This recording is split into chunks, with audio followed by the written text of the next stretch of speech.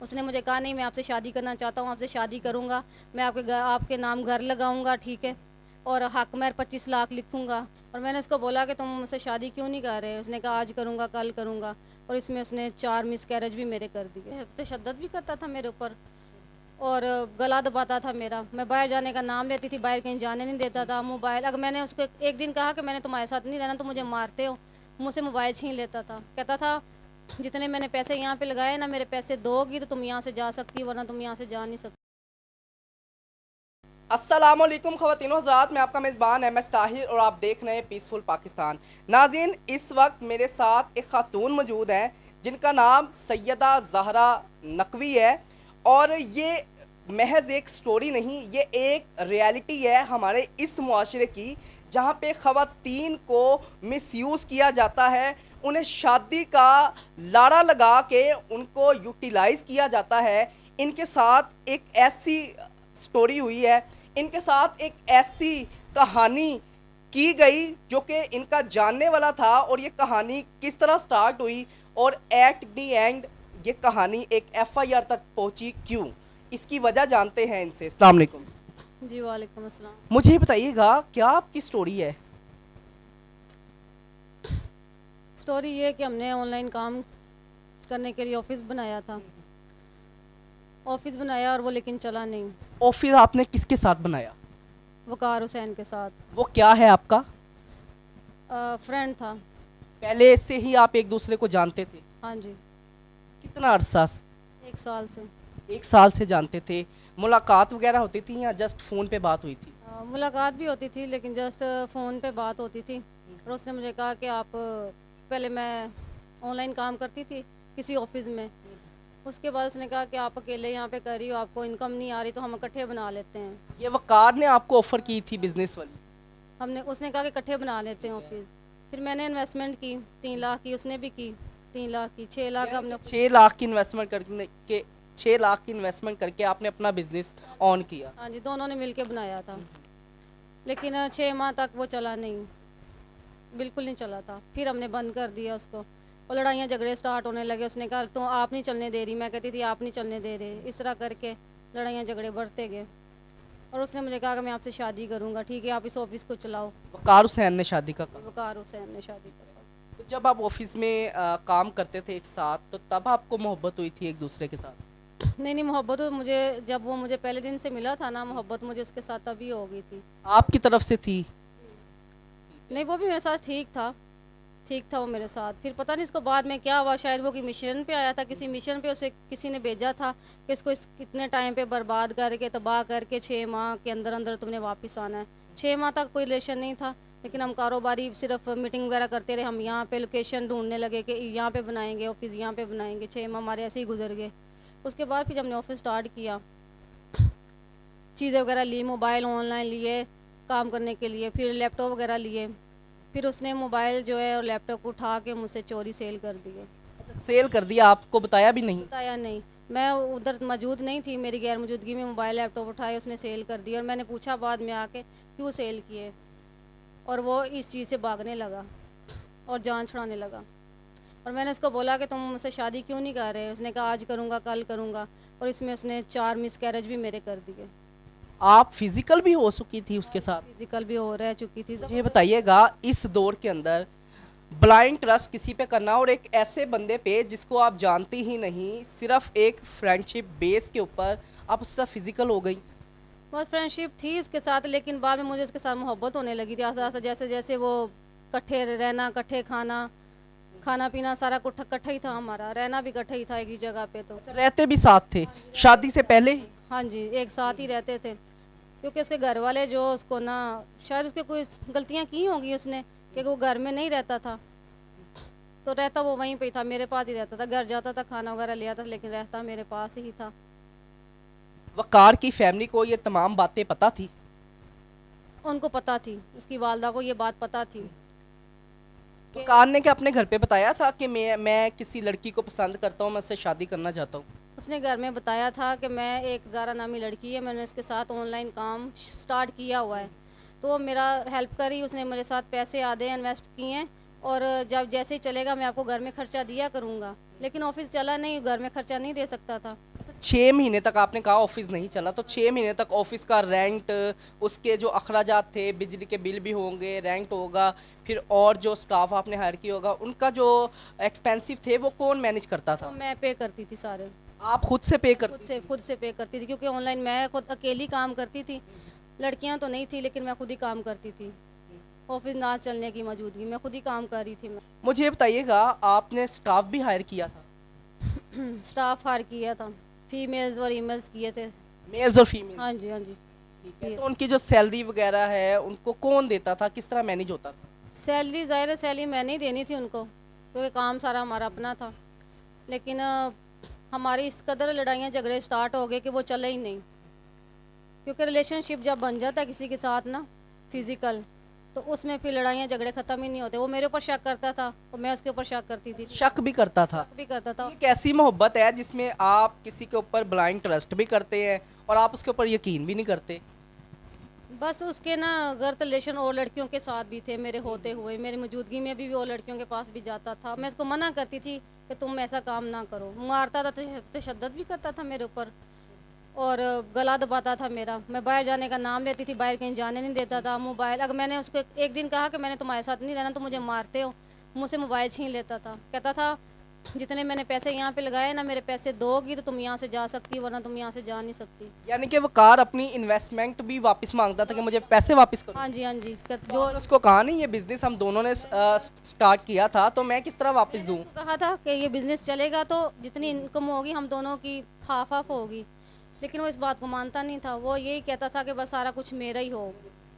यानी कि उसको इस बिजनेस में इंटरेस्ट ही नहीं था? हाँ जी, इंटरेस्ट नहीं था। मुझे ये बताइएगा, जब आपने खुद से सैलरी वगैरह स्टाफ को देती थी, तो आपने वकार को ये कहा नहीं कि मेरा ये जो ऑफिस है ये हमने मिल के बनाया है, तो आप भी मेरे साथ इसमें जो है सैलरी वगैरह में कोई ना कोई मेरे साथ शेयर करो, अपना कोई हिस्सा दो? कुछ रुपए तक वो इंसान मुझे नहीं देता था। रोज़ मुझसे उसने 5,000 रुपया लेने, रोज़ 5,000 रुपया मुझे दे दो। ठीक है, आज पेट्रोल बाइक का ख़त्म हो गया, आज गाड़ी का पेट्रोल ख़त्म हो गया। हर पैसे खाने के खर्चे के मैं करती थी। सिर्फ रमज़ान का महीना स्टार्ट हुआ तो वो घर से सहरी और अफ्तारी घर से लाता था वो। अच्छा, यानी कि सारा खर्चा भी आप उठाते? हाँ जी, मैं उठाती थी। क्या जब आपने उसके साथ बिजनेस स्टार्ट किया, उससे पहले भी इसी तरह ही था, खर्चा वगैरह सारा आप करती थी या वो खुद करता था? तब भी मैं ही करती थी। यानी कि वो आपके साथ बिजनेस नहीं करना चाहता था, वो आपको जस्ट यूटिलाइज करना चाहता था, आपका पैसा और आपके जिस्म को इस्तेमाल करना चाहता। बिल्कुल ऐसे ही, बिल्कुल ऐसे ही है। आप उसके साथ कितना अरसा रिलेशनशिप में रही? 8 माह। 8 माह। इसी दौरान आप फिजिकल कितनी दफ़ा हुई? 8 माह ही सिलसिला चलता रहा। 8 माह से ये तमाम चीज़ें चलती नहीं, तो आपने पहले कोई कानूनी एक्शन क्यों नहीं लिया? क्योंकि उसने मुझे वहाँ पे कैद करके रख दिया था। जब ऑफिस नहीं चाह रहा था तो वो मुझे बाहर कहीं जाने नहीं देता था। मैंने अगर कहती थी कि मैंने बाहर जाना है, मुझे ताज़ा हवा की ज़रूरत है, तो वो कहता था नहीं, आपने बाहर क्यों, क्या लेने जाना है। खाना लाता था घर से और आके सर के ऊपर रहता था, और जब जाता था मोबाइल साथ ले जाता था मेरा। अच्छा, मोबाइल भी आपका अपने पास रखता था, उसकी क्या वजह थी? बस शायद वो ये चाहता था कि ये कोई बात किसी को बाहर पता ना चले कि हमारे क्या मामलात चल रहे हैं। आपने उससे कहा नहीं कि हमारी शादी की बात हुई थी, तुमसे शादी क्यों नहीं कर रहे? तो मैंने कहा था ये बात उसको, मैंने पूरे 8 माह से स्टार्टिंग में बात की और पूरे 8 माह करती रही कि मेरे साथ निकाह करो, मेरे साथ शादी करो। उसने कहा मैं आज करूँगा, बिज़नेस आप चलाओ इसको, ठीक है, आपको मैंने इसका ओनर बनाया है, आप इसको चलाओ, जब ये चलेगा तो हमारे पास पैसे होंगे तो हम शादी करेंगे। 8 माह वो यही चीज़ें करता रहा और उसने 4 वॉशिंग भी मेरे 8 माह में करवा चुका था 4 अबॉर्शन? अपने हाथों से। खुद गोलियाँ खिलाता था मुझे और खुद ही कर लेता था बाहर, तो डॉक्टर के पास तो लेके नहीं जाता था। अब आपने एफआईआर भी करवाई है, इस वक्त वकार कहाँ पे है? तो यार मैंने ऐसे करवाई थी, शायद मैं ना करवाती कि वो ना ऑफिस की चीज़ें सेल करने लग गया। मोबाइल उसने उठा के मुझसे चोरी सेल कर दिए, कुर्सियाँ सेल कर दी, ठीक है, ऑफिस का काफ़ी सामान उसने सेल कर दिया। और मैंने उसको इस बात पे लड़ाई झगड़ा किया, तो सेल की है, पैसे मुझे दो, तुम जा सकते, छुड़ाने लग गया था। फिर उसने मुझे गोलियाँ शोलियाँ खिलानी शुरू की, पता नहीं ये दूध वगैरह, गरम छुआरे, ये चीज़ें बस खिलाने लग गया। कि शायद ये वो कोई नशे की चीज़ें भी इस्तेमाल करता था वक़ार? गोलियां देते, आपको देता था? नींद की गोलियां। तो आपको नहीं पता लगता था कि आपको नींद की गोलियाँ या कोई नशावर चीज़ इसने दी है? मैं तो सारा दिन सोई रहती थी।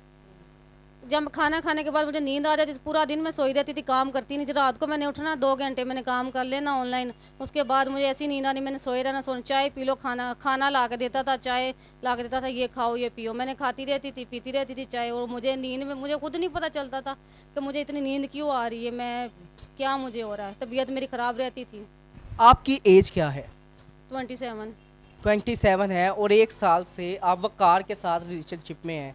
दुःख होता है कि मैंने जिस इंसान के ऊपर ब्लाइंड ट्रस्ट किया, जिस इंसान से सच्ची मोहब्बत की, उसने मेरे साथ ये किया है। अब तो मुझे बिल्कुल ट्रस्ट नहीं रहा। जब मुझे पता चल गया था कि वो भाग रहा है, मुझसे जान छुड़ा रहा है, उसके घर वालों को पता था, उनकी वालदा को ये बात पता थी कि मेरा बेटा एक ज़हरा लड़की के साथ काम कर रहा है, उन्होंने ऑफिस बनाया हुआ, ये घर उसकी वाल अच्छा, रात को भी आपके साथ ही? हाँ जी, रात को दिन रात उधर ही रहता था वो। कहाँ पे रहते कहाँ थे आप? क्या नाम है, ये फिरोजपुर रोड पे ऑफिस में ही रहते थे? ऑफिस में ही रहते थे।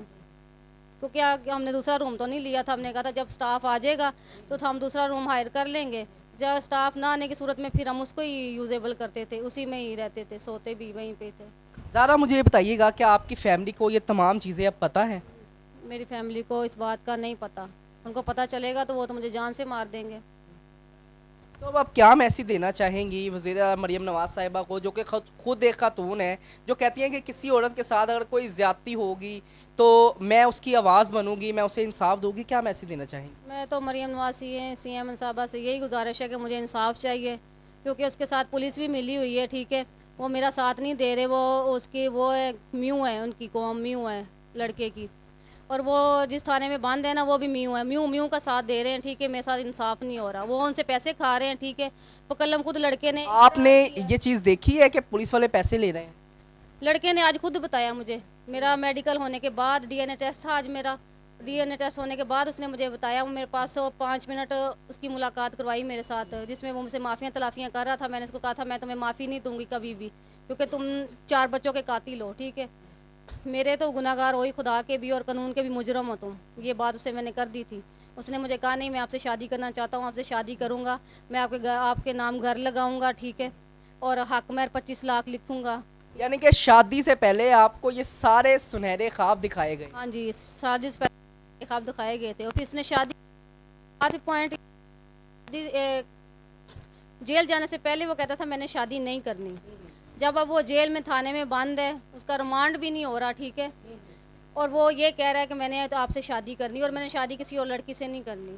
अच्छा, पहले बयान और थे, अब जेल में जाने के बाद बयान और हाँ है। जी, आप बयान उसके और हैं। क्या मैसेज देना चाहेंगी उन खवातीन को, स्पेशली उन लड़कियों को जो कि पसंद की शादी के ऊपर बहुत यकीन रखती हैं, जो कि अपनी मर्ज़ी के मुताबिक शादी करना चाहती हैं, उन्हें क्या मैसेज देना चाहेंगी?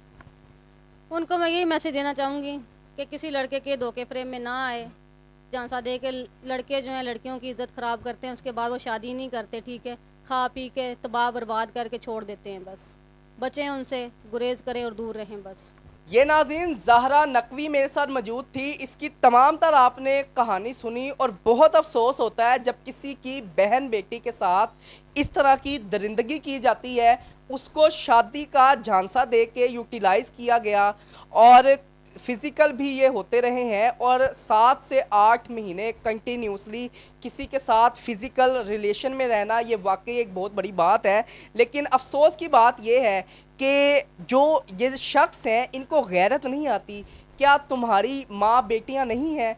तुम्हें किसी और की इज़्ज़त ख़राब करते हुए ज़रा शर्म नहीं आती? शर्म करें, डूब मरने का मुकाम है। तमाम ख़वातीन को मैं ये मैसेज देना चाहता हूँ और हम्बल मेरी ये रिक्वेस्ट भी है कि खुदाया पसंद की शादी से गुरेज करें, और अगर आपको पसंद की शादी करने का शौक़ है तो अपने वालिदैन को बताएं कि हम इसको पसंद करते हैं, हम इससे शादी करना चाहते हैं, ताकि आपके वालिदैन थ्रू आ प्रॉपर चैनल उनके पास जाएं, आपका रिश्ते की बात करें। इससे पहले कि आप कोई गलत कदम उठाए तो मेरी हम्बल आपसे रिक्वेस्ट है, कोई ऐसा शख्स कोई ऐसा इंसान तलाश करे जो वाकई इंसान का बच्चा हो, जो आपकी इज्जत करता हो और दिल से रिस्पेक्ट करता हो, वो आपको यूटिलाइज़ ना करे।